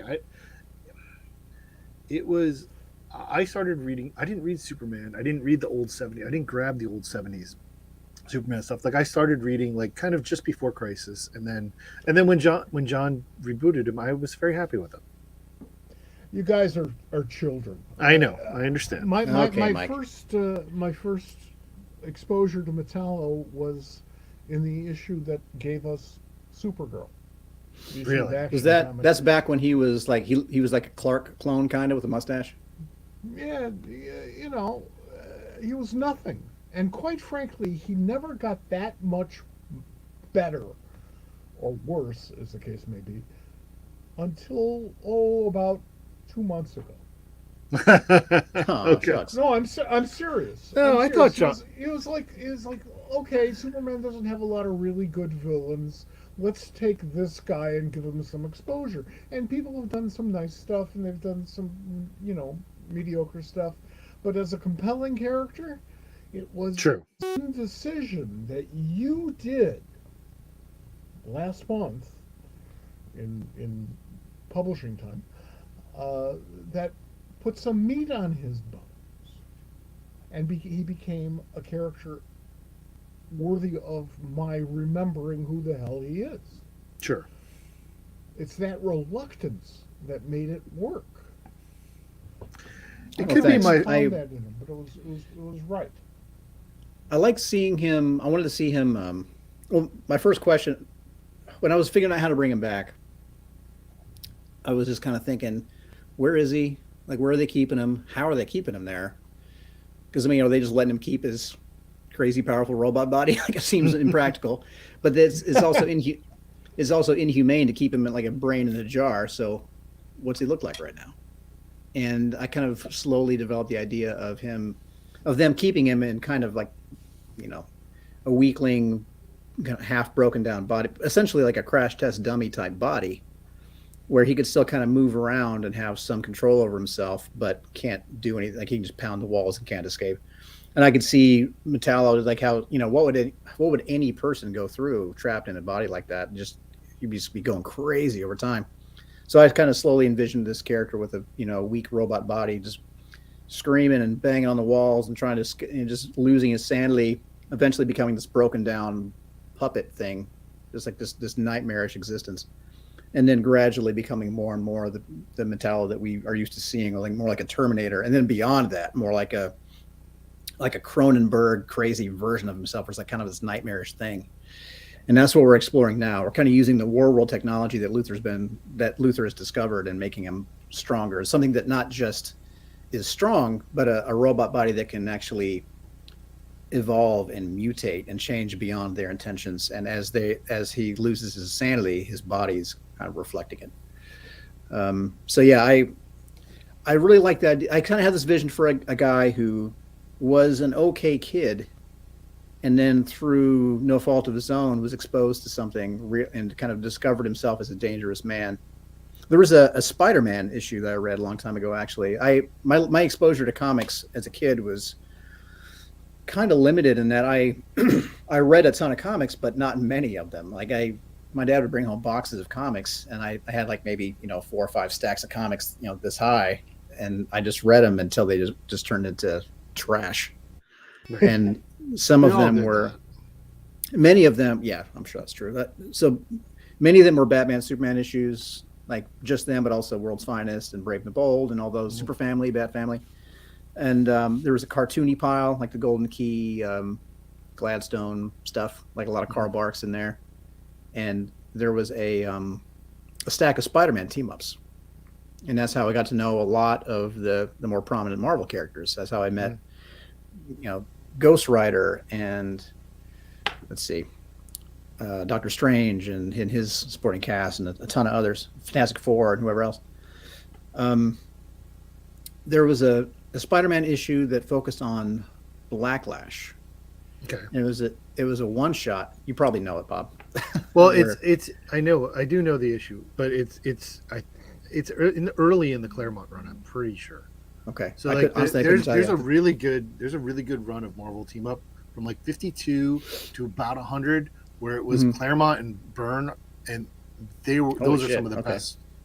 Yeah, before they did X-Men together, Claremont and Byrne were writing Marvel Team Up, which was Spider-Man and Hero of the Week.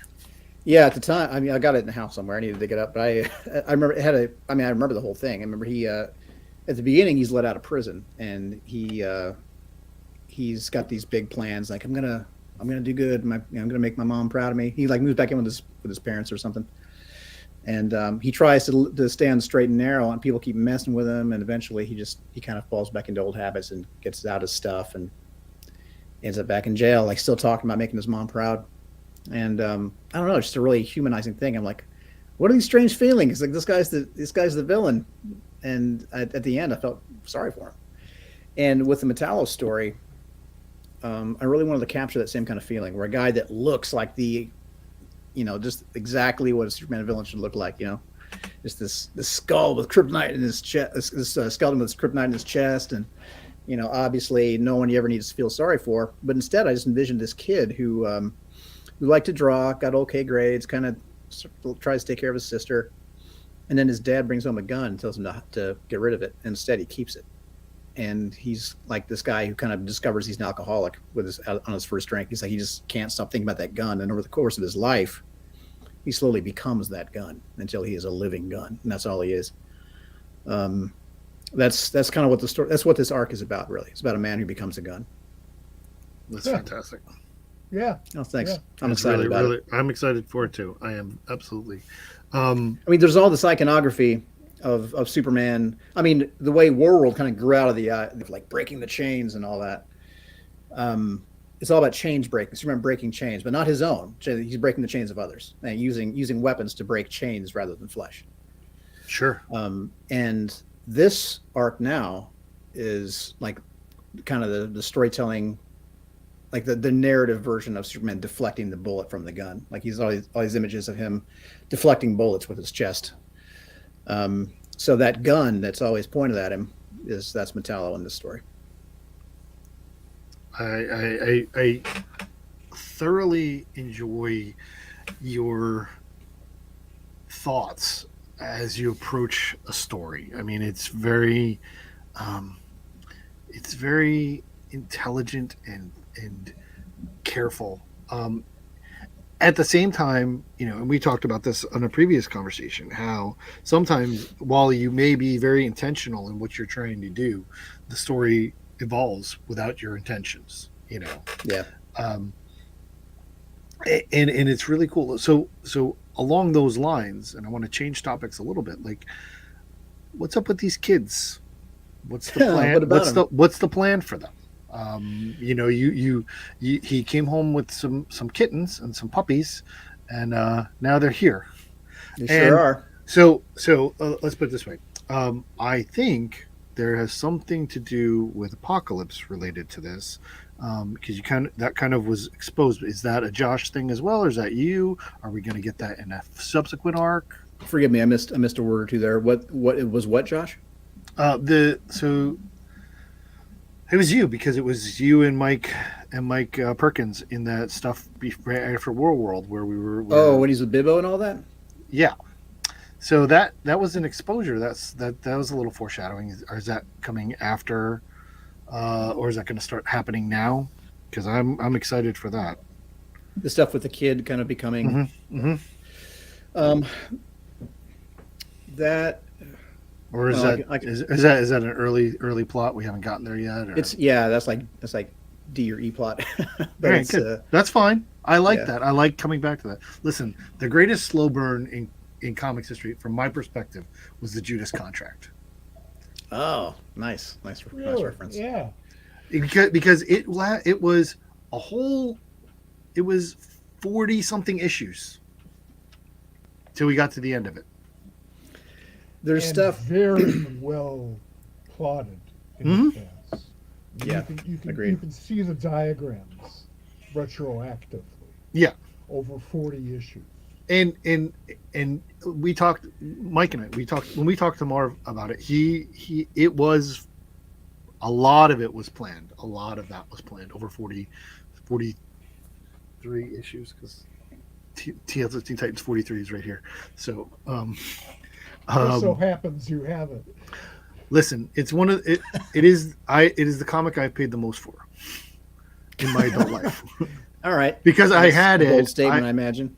It's not that much. Listen, I don't spend a lot of money on comics. I'm not judging you.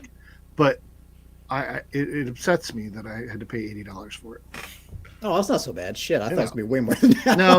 I bought art. I'll buy art, but like comics now. I'll there's a couple out there that I have not purchased. I can't get myself to, but anyway, so like I don't mind a slow burn. I'm happy with that. I really liked I loved those couple of issues with Mike Perkins on art. I'm a huge fan of his. That guy. He's such a pro.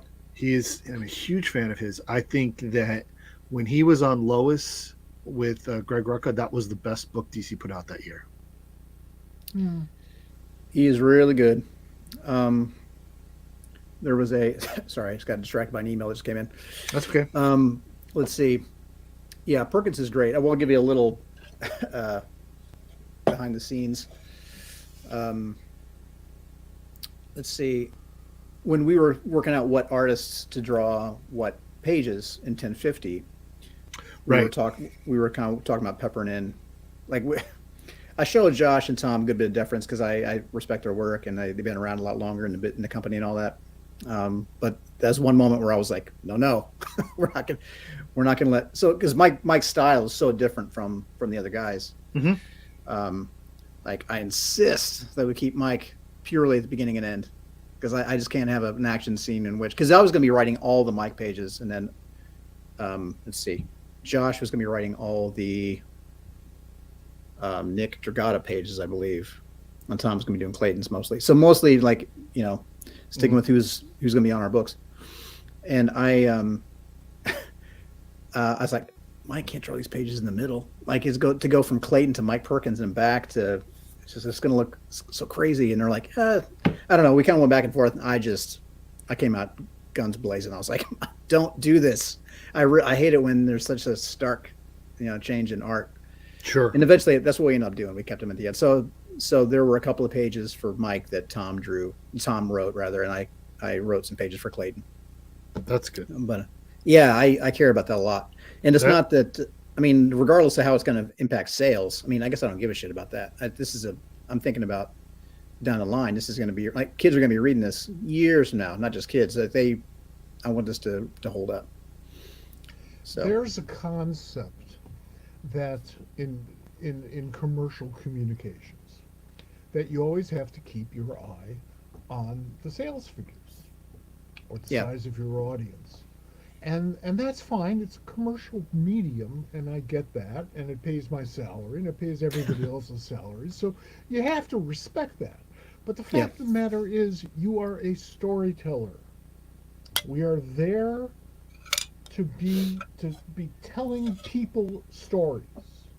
And there's a difference between entertaining people and educating the whole thing with your stories and selling, in this case, comic books. And the fight between the two, the tension between the two, is impossible.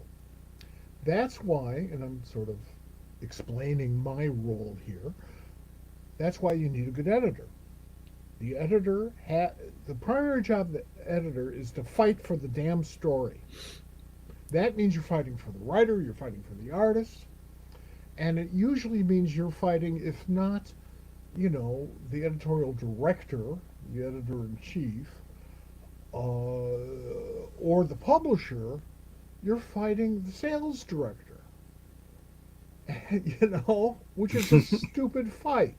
Tell great stories. It's everybody else's job to sell them.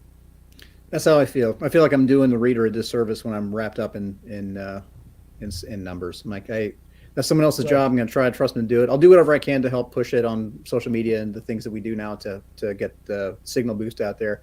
I try to establish relationships with retailers and everyone. Their thing, not just for that. I legit want to help any shop as much as I can. Sure. But in the end, I'm trying to tell the best story that I can, and I have learned a good bit. I had a even more clear cut opinion on that before, and now I am trying to think about it in terms of, like, this is a serial medium, give the reader something to look forward to in every issue. Like, here's an issue in which this tentpole character that I know the fans are dying to see again. This is the way to bring them back in, or this is the time to do the crossover with the New Gods. Or I'm looking for organic moments to bring in really cool shit all the time, but not to shoehorn in like a new costume. Like, we need a sales boost here, so let's bring in a new costume, some kind of new toy we can sell or whatever. It just feels gross. Well, James Gunn said it best a couple of weeks ago. He said, you got to start with Superman. If you're going to go and give us a cohesive, interesting, compelling DC universe, in this case, for TV and the movies, you have to start with Superman. That's it. You're stuck. There's no way out of that. DC can make like as if Batman is the most important thing in the world, and from an economic point of view, he is. God, there'll never be a comic book from DC without Batman in it somewhere. But He is cool. but Superman is the nexus. Yeah. If you That's how I can't feel be too. Superman, you belong somewhere else. There's great places where you can go, but you got to start off with a universe that has a compelling, interesting Superman.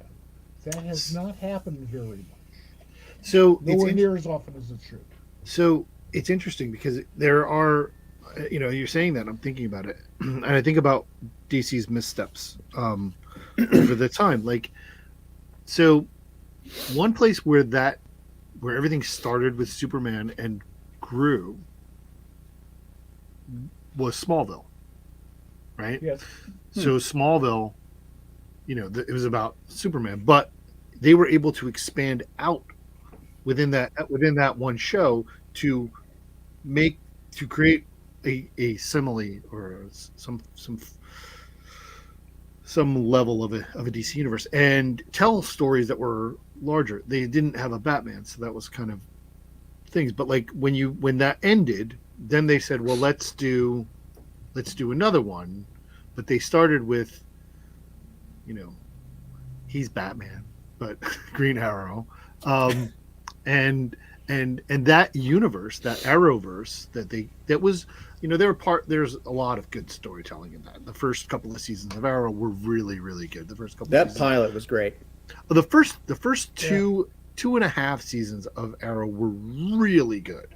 The first season was fantastic. That's about where I fell off. I watched about that much of it. And I watched more. It wasn't good, but I did watch more because again, it became repetitive. And one of the things that I find you not doing, even though you've been on this book for quite some time now, is and you would get this often. You could get this in older comics where they were just putting out the next issue.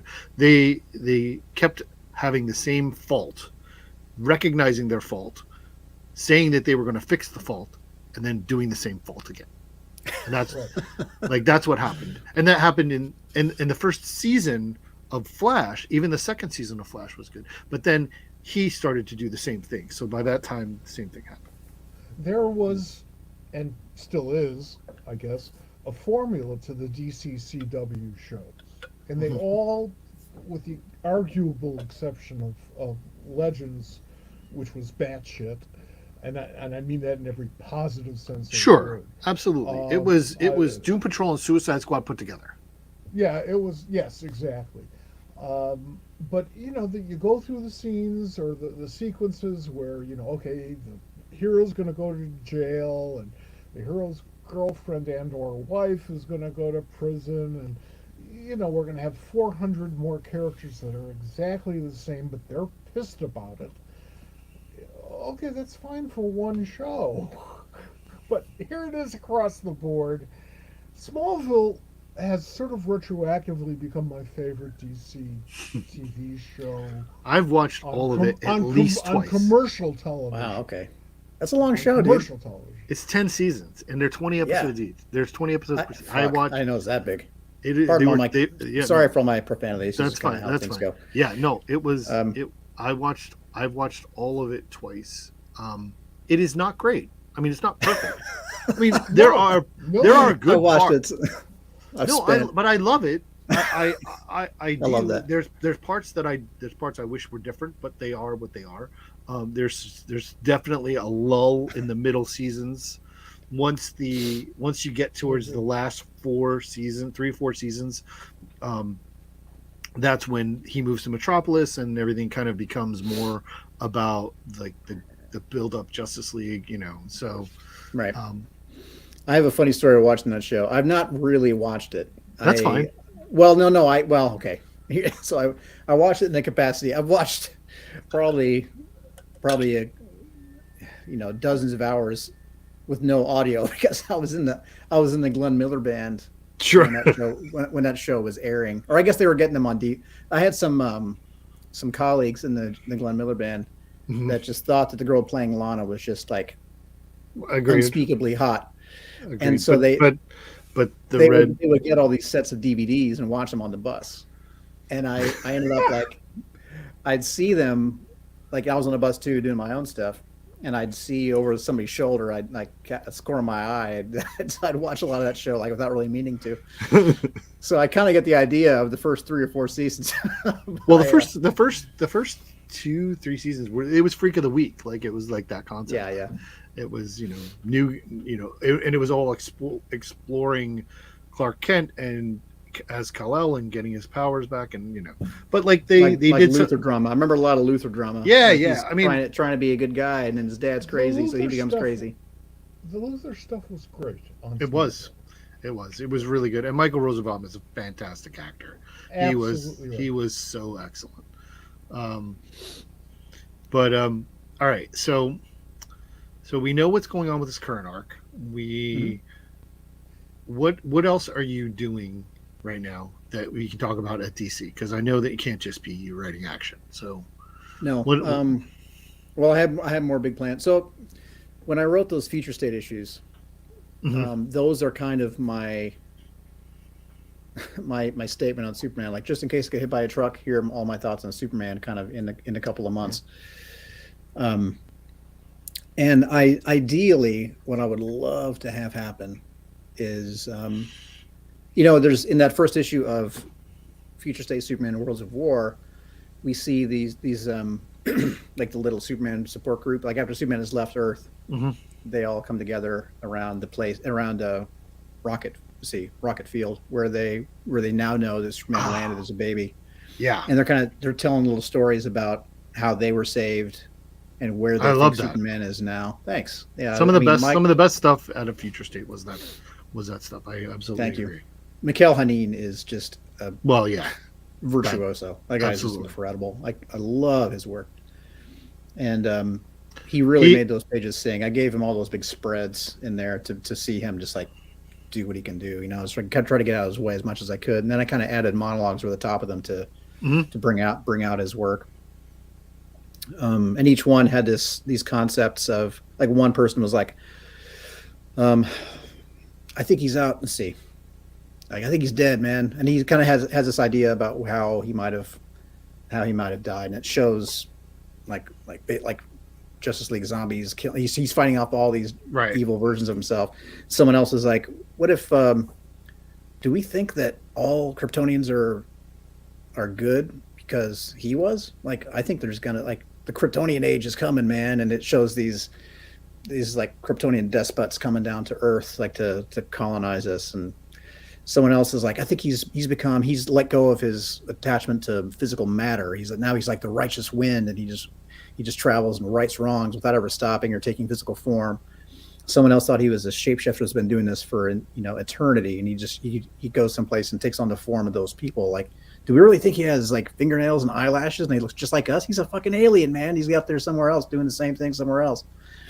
There's all these different concepts of where he is now, and there's so many different images of Superman in different contexts, and then some of that in House of El as well. It talks about it where he is in 1,000 years and where his descendants are and how it all came to be that way, and his son, the Red King, who's there. Ideally, I would love to see all these different things come to fruition in my Superman run eventually. Okay. It would be really fun if I'm not Superman getting killed by zombies, but like variations. Right. I would love it if every one of those stories was an exaggerated version of something that we can explore in the comics. I guess that's kind of cool. That's very cool. Yeah, it would be really fun to see those. Then you better watch out for that truck. Oh yeah, it's out there. So, but it would be really fun to have, my little fantasy is to have like the Superman volume, and to have somebody read those future state issues first, and have those things be like foreshadowing to stories that happen later. But obviously fleshed out and made more narrative sense and not just a snapshot. Anyway. So that's the dream. Anyway, so you asked what else I'm doing. I have big plans for action going forward. Mm-hmm. There's also the Green Lantern thing coming up. Okay. Now, really excited about that. So, are you writing the John? There's a John book, right? Is that right? There's a John book. Are you writing it? The announcement was. I hate to use the word botched. I understand. The announcement was that somebody was saying, John Book's dead. Now it's just backups. It's a Hal book, and that's all there is. And everyone flipped shit about it. And I was like, no, it's the Hal book is happening. There was some stuff with schedules, so now it's not Mariko on it. Now it's going to be Jeremy Adams Writing the Hal book. Writing the Hal book, yes. Okay. And he'll crush it. Jeremy's great. Oh, yeah. He's already written Hal for animation. And he's going to crush it. Yep. He and I are talking a lot actually about his story, about how it'll tie in with mine. There are backups in his issues that tee up the John series to follow. Who's going to be drawing that? Do you know yet? Oh man, I'm so sorry. I know who's drawing the backups, and I don't know him. I'm sorry. We have not interacted yet. Okay, cool. So my editor Paul, who is awesome, Paul Kaminsky, sent me some. He kind of pitched me an artist and showed me the art, and it was like, yes, this is great. This guy will crush it. Good. I forget his name. There are echoes of John Paul Leon in it, and I think it's going to be really great. I know that's. Nice. I hope not overselling it, because to me, John Paul Leon is one of the greatest of all time. Sure. But Absolutely. yeah, you can clearly see the Leon influence in this guy's art. It's great.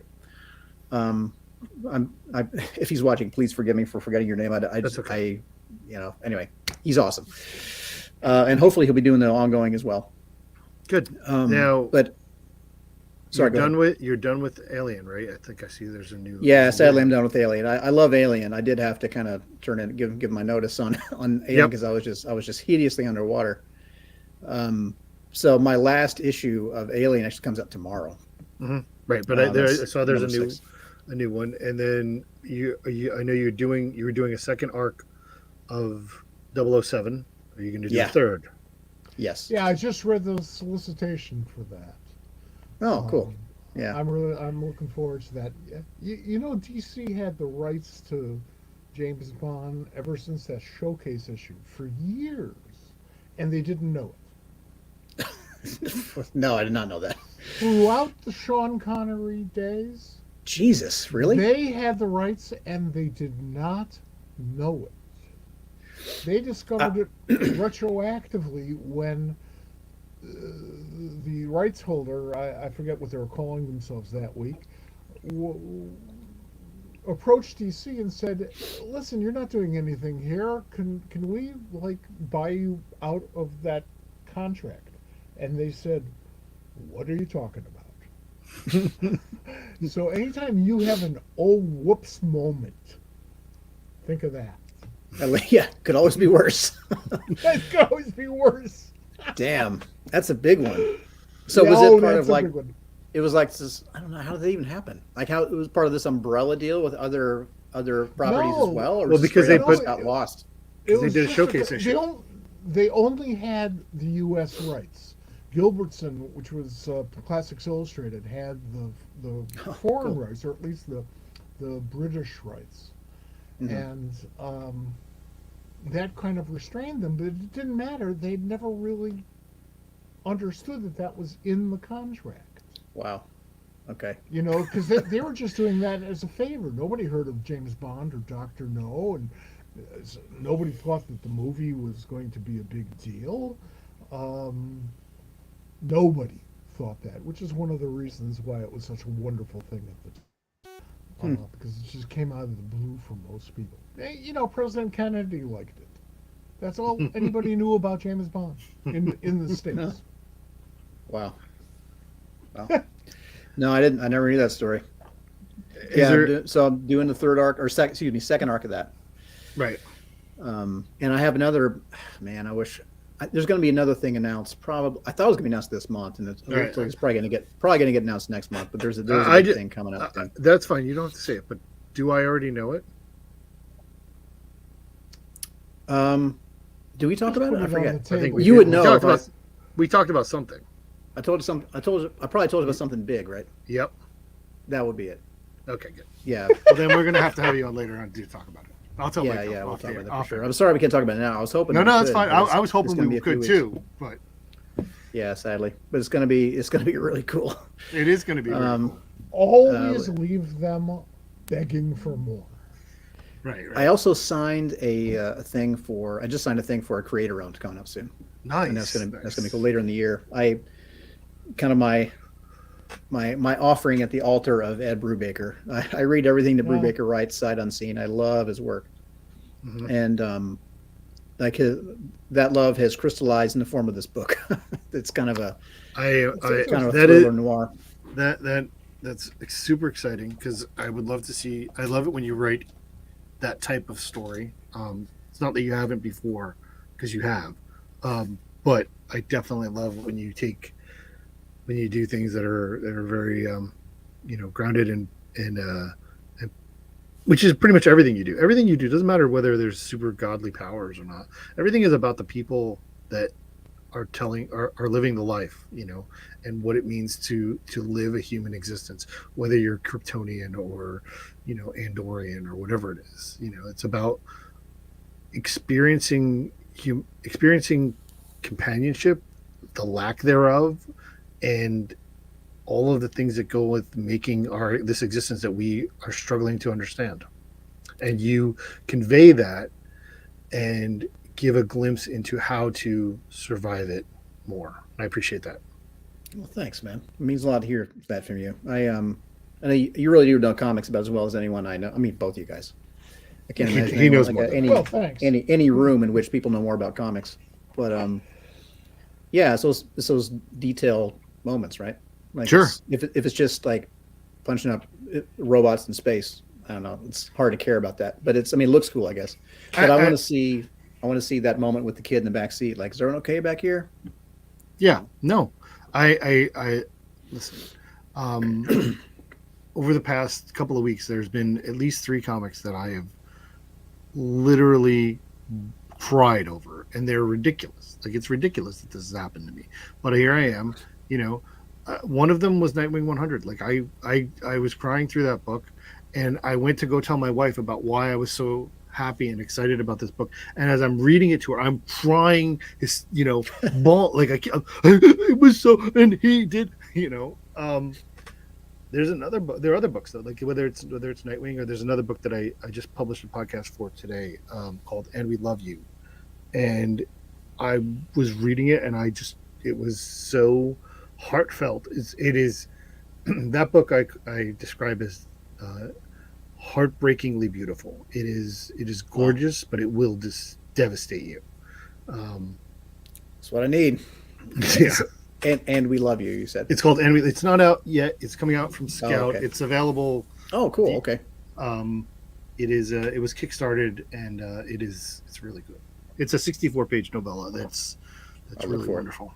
When is it out? Do you know? Go ahead, Mike. I'm sorry.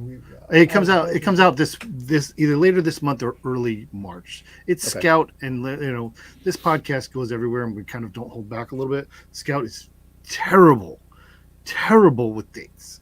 It's very upsetting to me because they do make good comics. I just never get them. You do. I'll reach out. I know those guys. I'll ask them for a copy. I can get you. I'm sorry, Mike. Mike, what are you saying? We are storytellers, or at least we promote storytelling at the very least. And there's no higher calling in my mind. That's why I'm in the racket that I'm in. Than storytelling. And to elicit that type of response that you just talked about, Bob, is why we're here. Yeah, sure. It's our role on Earth. It's what we're supposed to be doing. The fact that you got it 3 times in the last few days, and I liked Nightwing 100 as well. That's beautiful. Yeah. If you get a chance to pass that on to Tom, please do. I mean, I tweeted about it, but he doesn't know who I am. So. Oh well, if that's true, I'll change that. No, whatever. Yeah, he's awesome. I really enjoyed that issue. I enjoyed the whole run of Nightwing. I'm really enjoying the book. It was very disheartening to me that I had to drop Nightwing at one point in this hundred issues that have been out. There's one point where I don't want to read it anymore. I just it was not good, and I feel badly about it, but I just didn't. And Dan fixed it, and I was very happy about it. Some of the best things I'm happy for Dan about. Yeah, I think Nightwing is Tom's best book, probably. I'm sorry, go ahead, Mike. If you're going to run 100 issues or so, you're probably going to run through some rough patches and probably lose me, and then something will bring me back. Right. Usually. The only series that ran 100 issues or more that I don't think I ever abandoned was Lee and Kirby's Fantastic Four. Oh, wow. Interesting. Nice choice. That's probably the only one where I was there every month. Boom. So how is that for like some book ending? Because that's what we started talking about the very beginning. I don't know, you weren't here, Philip, but one of the things we talked about was, Mike's. So to me, we spend a lot of time talking about DC, but we don't talk a lot about Marvel with the two of us. And I kind of asked, did he like Marvel? And he said the first Marvel book he ever read was Fantastic Four #1, and he loves it. And so now we are back to that's what that meant, and that's fantastic. I think that's like there's. I think that like this was this 87 issues of Batman was solid 87 issues, and then I've had trouble keeping up since then, to be honest with you, of this current volume, and I not for part of it was changed, but I'm about to dive into Chip's Batman because I haven't read it yet. I mean, there's only so many books you can buy every month, right? And as creators shift around so much, your attention will certainly move around with it. Absolutely, and that's part of the fun. Yeah. Sure. Go back and rediscover something that you would enjoy previously. That's really nice. Totally. Like when people ask me what I'm reading, I'm usually embarrassed. Like, I'm not reading anything. But what I actually mean is not reading anything. I'm not reading at that moment. I won't be reading anything brand new. Sure. Because I'm actually catching up on things that I missed, last year or 10 years ago, or from my childhood, or from that I'd never even heard of. Right. Yeah, it's one of the things. I'm into old newspaper strips, so I've got it really bad. I'm reading stuff from the 1890s. Yeah, he's also reading Wednesday comics, so don't worry about that. I just found my volume of those. Those are great. I'm sure Mike is a huge fan of Wednesday comics. Yes, I remember that first page of the Batman one was really cool, where he was looking for seeing. I thought that was it. Like when I got the first like newspapery copy of Wednesday comics, I was like, these are just like 1-page comics. That Batman one seemed like it was over at the end. And then when I came back to it the following time, and it was like, okay, good, it's a serial. I started to make more sense. I didn't know what I was looking at, and it started to make more sense to me. And I was really excited by that whole run. It was really cool. You and me both. This is just the most batshit comic series that DC ever ran. Yeah. No, I disagree. I loved it. Wasteland, exactly. Wasteland was batshhitter. It was we did that on purpose. True.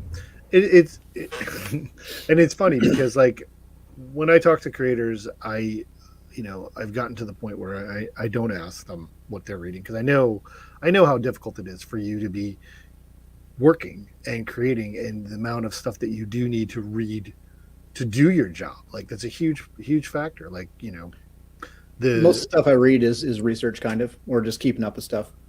Right. But you've got to keep up with the medium though. I mean, no matter.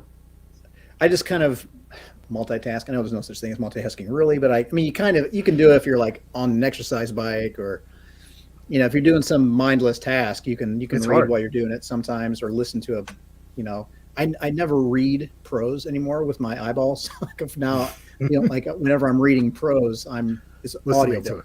Right. Whenever I'm reading with my face, it's a comic pretty much. When I need to re-entrench, I will read a Rex Stout Nero Wolf, because the dialogue is so brilliant and the characters are so well developed What is it? That's Sorry. my touchstone. Rex Stout's Nero Wolf. The Huh. short stories I'm gonna and write the that down. novels. The novels are better, but the best dialogue I've read in English, in the English language, in any medium. Jesus. Okay. Writing that down. Thank you, Mike. Well, let me know if you read one. Well, Let me know what you think. And again, like what you're saying is true because I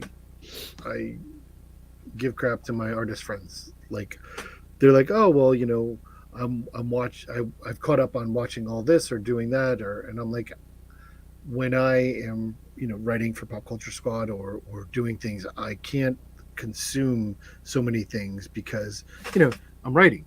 I can't be hearing that. I can only have music going in here. I can't have a Exactly, TV yeah. show playing. Well, they're just drawing and they can just it's just drawing. Right. Yeah, no, I hardly know anyone who draws like not in front of the TV, like they're listening to a podcast or watching a show or something. It's funny. No, I shouldn't say no one. I don't really know, but a lot of them do. Yeah, sure. For me, even music is distracting. I've got music going everywhere I am. Yeah, me too. Well, that's And cool. I have a very broad range of taste. I'm a blues fan first and foremost, but I'm also a psychobilly fan. So there's a lot in between. Nice choice. That's cool. I used to play in a blues band that used horns. It was really fun. Oh yeah, I mean, our that's West lead. Side Chicago blues. Well, our guy was more of a Stevie Ray Vaughan guy. Like our lead guitarist singer he had like a gigantic tattoo of Stevie Ray on his back. And where were you when you were doing this? Kentucky. Okay, so this is growing up. This is an undergrad. Yeah. Yeah, sure. Yeah, it was fun. That's how Timothy Truman and I bonded over Stevie Ray Vaughan. I love Stevie Ray. I mean, that sound he had these gigantic ham hock fingers, and he could play these guitar strings that were so thick. He was this super rich, deep sound that not a lot of people could get. Just awesome sound. Absolutely right. Wow. Anyway, It took us an hour, but I was waiting for you guys to nerd out over music. So there we go. we'll come around here. We'll have to do this again and pick up from here. I want to talk We about will. Chicago at some point. Love that. We will. So wait, before and I do want to kind of, we've been at this for 2 hours, and we want to kind of we're going to wind it down. But what are your plans in terms of where people can find you this year? Do you have shows that you're going to be at? Do you know of so far? Yeah, I'm gonna be at San Diego. Okay. That's in July. July. And then let's see. I'm waiting to hear back for sure. I'm trying to get to MegaCon. Okay. If MegaCon That's in is May. not, no, MegaCon Orlando is at the very end of March. It's like the last Okay. couple days. Oh, okay. First couple days of April. It's like okay. 30 through Right. the second or something like that. It's super early this year. We will It be. is, Mike yeah. and I will be in Chicago that weekend. Well, that's still a possibility. I'm still waiting to hear how some stuff's gonna go down at MegaCon. I'll probably be there.